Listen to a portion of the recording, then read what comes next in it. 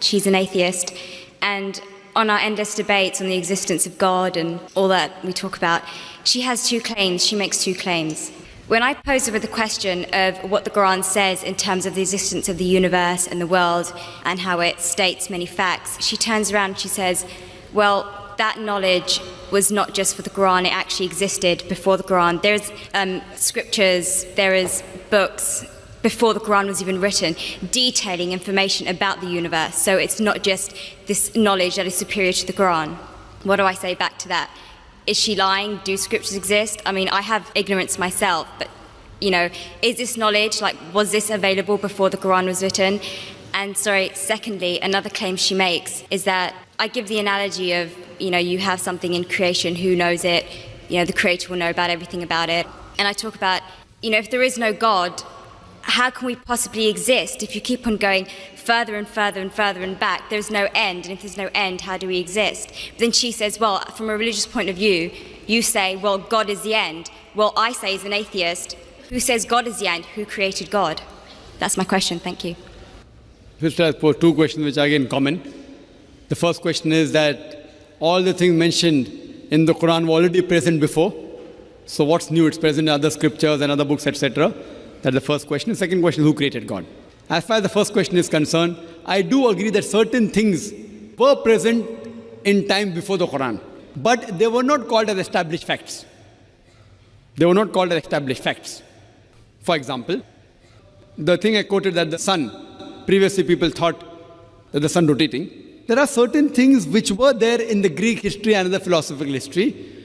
But for example, when the Quran speaks about the spherical shape of the earth, these Greeks, they believed that the earth was spherical, but no one believed in them. So certain facts, not all, a small percentage, what the science has come to know today and what Quran mentions, were told by people previously, but they failed to realize that the same Greeks mentioned 100 other things which were unscientific. The same Greek even mentioned that the earth was center of the universe, which is totally wrong. So imagine if 100 points are mentioned and Muhammad Sallallahu Alaihi Wasallam picks up one which is correct. That's also not possible. So I do agree with you, sister, that certain things were mentioned before science established as a fact today. But these things weren't established that time. And to say that out of the 100 false things they mention, if one thing is right, to pick up the one correct thing is again also not possible. Once it's possible, but not thousands of times, sister. Because only a person who is, even a scientist cannot do that. Only the Creator himself can do, and that's Allah subhanahu wa ta'ala.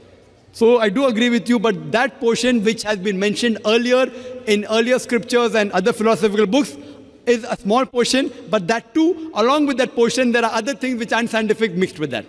Coming to the second part of the question, that who created God? Normally people in Dawah, they used a false strategy of logic, which tips itself. Most of the people, when they try to prove the existence of Allah subhanahu wa ta'ala, they say that everything has a creator. For example, who created this book? How did the book come into existence? Somebody created it. Who created it? And they go back. Where did you come into existence? Who created you? Your father. Who created your father? The grandfather. And then goes to God. Who created this microphone? Created the factory. Who created the factory? And then they try and prove who created the sun? God. Who created the moon? So based on this, they try and prove that everything has a creator, which according to me is a wrong logic. In my strategy, what I spoke today, I never said everything has a creator.